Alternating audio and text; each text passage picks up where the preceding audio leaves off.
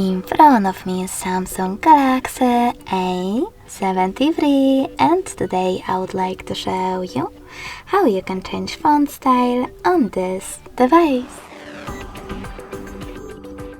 First of all, you need to access Devices settings. In them, scroll down and click on Display. Now scroll down again.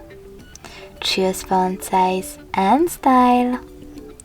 Go into font style and tap on the best one for you. As you can see, after that, style of my text has changed. If you want to, you can always go into font style and tap on download fonts instead. Now click on I agree or just continue and tap on this little icon next to the best font for you. You can also click on it and choose install at the bottom.